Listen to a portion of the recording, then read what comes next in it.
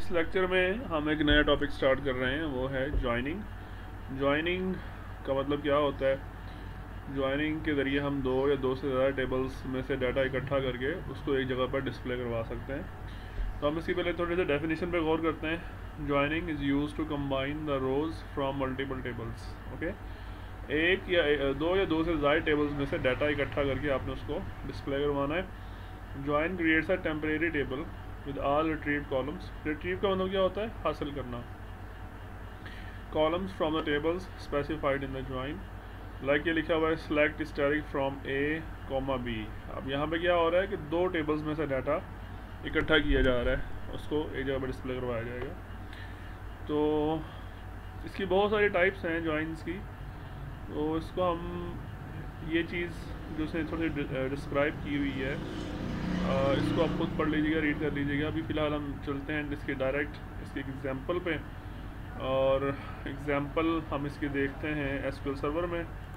Okay, ये आपके सामने दो टेबल्स का डाटा शो हो रहा है। ये जो फर्स्ट टेबल है ये ईएमपी का टेबल है, और ये सेकंड टेबल डिपार्टमेंट का टेबल है। जॉइनिंग जब हम करते हैं आमतौर पे, तो उसमें ऐसा होता है कि दो टेबल्स जिसको आप ज्वाइन करना चाहते हैं उसमें से कोई एक कॉलम ऐसा होता है जो दोनों के अंदर मैच हो रहा होता है। तो ये कॉलम ऐसा होता है। ये नॉर्मली इस तरह की ज्वाइनिंग होती है, लेकिन ये लाजमी भी नहीं है कि ये कोई मैचिंग कॉलम दरमियान में होता है इसकी ज्वाइनिंग की जाए। लेकिन मोस्टली जो ज्वाइंस बनते हैं वो किसी एक ऐसे कॉलम की बेस पे बनते हैं जो दोनों टेबल्स के अंदर मौजूद हो, मैचिंग कॉलम हो। अब अगर आप पहले इस ईएमपी वाले इस टेबल को देखें, इसमें आखिरी कॉलम है डिपार्टमेंट नंबर, और डिपार्टमेंट का जो टेबल है इसमें पहला कॉलम है डिपार्टमेंट नंबर। तो आप देख सकते हैं कि इसके अंदर एक कॉलम कौन सा मैच हो रहा है? डिपार्टमेंट नंबर वाला। तो इस बेस पे हम ज्वाइन लगा सकते हैं, इन दोनों के दरमियान ज्वाइन लगाया जा सकता है। एक दफ़ा इसको मैं फिर डिस्क्राइब करता हूँ कि देखिए जैसे लिखा हुआ है ईएमपी नंबर ये है, इसका नाम स्मिथ है, और इसका डिपार्टमेंट नंबर 20 क्या है? इसका डिपार्टमेंट नंबर है 20। अब इस 20 को आप इधर सर्च करें यहाँ पे, तो ये आपके सामने क्या हो रहा है? ये कौन सा डिपार्टमेंट का नेम क्या है? रिसर्च, और इसकी लोकेशन क्या है? डैलस। इसी तरह फर्स्ट करें ये 30 डिपार्टमेंट नंबर है एलन का, तो 30 में यहाँ पे क्या नाम है उसका? सेल्स, और उसकी लोकेशन क्या है? शिकागो। तो यहाँ पे जस्ट डिपार्टमेंट नंबर आ रहा है, डिपार्टमेंट नेम और उसकी लोकेशन नहीं आ रही। तो अगर हम ये चाहते हैं कि भाई एक ही जगह पे एम्प्लॉय का नाम भी है, उसका नंबर भी है, उसका डिपार्टमेंट नंबर भी है, उसका डिपार्टमेंट नेम भी उसी जगह पे है, और उसकी लोकेशन भी उधर भी है। तो अब इस टेबल में तो सिर्फ डिपार्टमेंट नंबर है, इसमें डिपार्टमेंट नेम तो नहीं है, लोकेशन भी नहीं है, लेकिन हम इन दोनों टेबल्स को ज्वाइन करके ये वाला डाटा इधर डिस्प्ले करवा सकते हैं। तो पहले हम इसकी एग्जांपल देखेंगे, उसके बाद हम देखेंगे कि किस तरीके से हम बुक से देखेंगे कि किस तरीके से जॉइंस की मुख्तलिफ टाइप्स समझाई हैं हमें। तो इसकी क्यूरी देखते हैं पहले। सिलेक्ट स्टैटिक फ्रॉम, हमें स्टैटिक सेलेक्ट नहीं करना, हमने कुछ जो है ना वो कॉलम्स सेलेक्ट करने हैं, सारे नहीं करने। तो ईएमपी में से हमें कौन कौन से कॉलम्स चाहिए? हमें चाहिए ईएमपी नंबर, ई नेम भी चाहिए, और आखिर इसमें क्या चाहिए? Department number. ये कहाँ से आ रहा है डाटा? ये ईएमपी वाले टेबल से आ रहा है। अब डिपार्टमेंट वाले टेबल से हमें क्या चाहिए? वहाँ से हमें चाहिए डी नेम, डिपार्टमेंट नेम और लोकेशन। तो अब ये मैंने क्यूरी लिख दी है, इसको अगर मैं जूम करता हूँ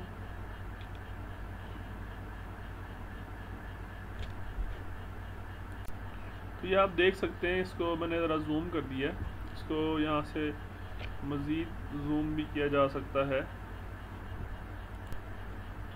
ये आपके सामने क्यूरी लिखी हुई है, सेलेक्ट ईएमपी नंबर, ई नेम, डिपार्टमेंट नंबर और डी नेम। यहाँ पे ये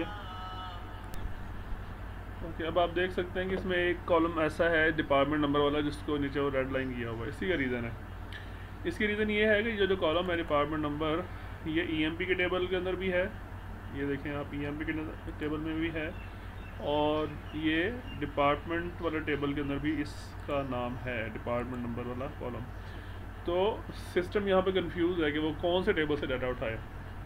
ईएमपी नंबर का तो कंफर्म है ईएमपी टेबल से है, ई नेम का भी कंफर्म है, ये भी ई नेम से है, एम्प्लॉय से है, डी नेम भी कहाँ पर है, जस्ट डिपार्टमेंट में है, और लोकेशन भी कहाँ पर है, डिपार्टमेंट में है। लेकिन ये दोनों में है तो क्लियर नहीं कर पा रहा है इसको। इसके नाम के साथ हम यहाँ पे लिख देते हैं EMP डॉट। इसका क्या मतलब हुआ कि आपने जो डिपार्टमेंट नंबर का टेबल है, जो कॉलम है, ये कौन से टेबल से उठाना है, EMP वाले टेबल से।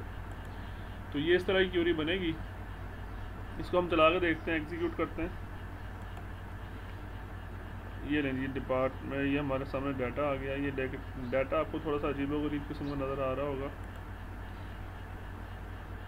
ये बहुत 56 रोज़ आ रही हैं, और इसमें अब हमने क्या कहा था जी कि स्मिथ है, उसका नाम, उसका डिपार्टमेंट नंबर 20 कौन सा था, रिसर्च था, और उसकी लोकेशन डैलस थी। लेकिन इससे आगे क्या आ रहा है, अकाउंटिंग न्यूयॉर्क। बाकी जितनी भी रोज़ हैं उनके साथ भी अकाउंटिंग न्यूयॉर्क लिखा आ रहा है। ये 14 की 14 रोज़ के साथ ये लिखा आ रहा है। फिर उसके बाद उसने नेक्स्ट 14 रोज़ का एक सेट बनाया है दोबारा, फिर वही स्मिथ से स्टार्ट किया, और उनका डिपार्टमेंट नंबर रिसर्च है, नेम रिसर्च है, लोकेशन उनकी डैलस है। और उसके बाद फिर उसने स्मिथ से स्टार्ट किया, अब इस दफ़ा उसका बना दिया सेल्स और शिकागो, सबके साथ ये लगा दिया।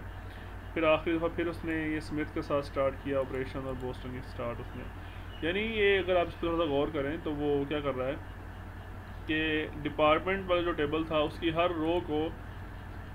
रो को एम्प्लॉय वाले सारे टेबल्स की हर रो, एम्प्लॉय वाली सारी रोज़ की हर रो के साथ मिला रहा है, सारी रोज़ के साथ मिला रहा है। मतलब अकाउंटिंग डिपार्टमेंट नेम है, उसको 14 के 14 एम्प्लॉयज़ के साथ मिला रहा है। उसके बाद रिसर्च एक डिपार्टमेंट नेम है, उसको भी इस एम्प्लॉय की 14 रोज़ के साथ मिला रहा है। उसके बाद सेल्स है, उसको भी इसके साथ मिला रहा है। तो ये क्या हुआ है, दोनों टेबल्स की हर रो को एक रो के साथ मिलाया गया है। मतलब डिपार्टमेंट की हर रो को एम्प्लॉय की हर रो के साथ मिलाया गया है। तो ये बेसिकली जो रिजल्ट्स हमारे सामने आए हैं, इसको हम कहते हैं कार्टेशियन प्रोडक्ट। अगर आप लोगों ने मैथ्स पढ़ी हो तो उसमें ये चीज़ मेंशन होती है। कार्टेशियन प्रोडक्ट में क्या होता है कि अब EMP में टोटल हमारे पास रोज़ कितनी थी, 14। डिपार्टमेंट में कितनी रोज़ थी, 4। तो उसने 14 को मल्टीप्लाई किया 4 से, ये बन गया 56। तो ये कार्टेशियन प्रोडक्ट आ गया। कार्टेशियन प्रोडक्ट हमें नहीं चाहिए। ये बहुत ये केसेस हैं जहाँ पे ये हमें चाहिए होता है, लेकिन अदरवाइज़ हमें ये नहीं चाहिए होता। हमें ये रिज़ल्ट्स नहीं चाहिए थे। हमें क्या रिज़ल्ट्स चाहिए थे वो अभी हम देखते हैं। हमने एक्चुअली यहाँ पे जॉइन कंडीशन नहीं लगाई थी। हम यहाँ पे लिखते हैं where EMP dot department number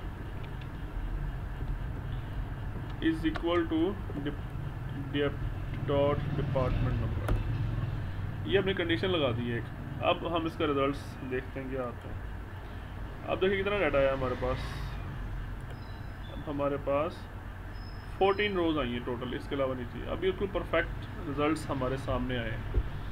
मतलब आप देखें स्मिथ का 20 डिपार्टमेंट नंबर, उसका रिसर्च और डैलस, बाकी कोई इसके साथ स्मिथ के साथ नहीं आया। उसने एग्जैक्टली वही हमें उठा के दिया जो उसका था।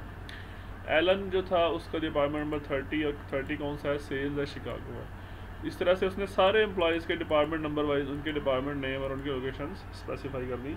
तो ये होता है जॉइन में क्या होता है, 2 या 2 से ज़्यादा टेबल्स को आपस में ज्वाइन किया जाता है, जिसमें कंडीशन लगाई जाती है डिपार्टमेंट की, और उसके बाद उसके ऊपर डाटा डिस्प्ले किया जाता है। तो होपफुली ये लेक्चर आपको समझ आया होगा। इसके भी हमने टाइप्स पढ़नी है, लेकिन फ़िलहाल ये जॉइन में अगर कोई चीज़ आपको समझ नहीं आई तो आप मुझसे पूछ सकते हैं।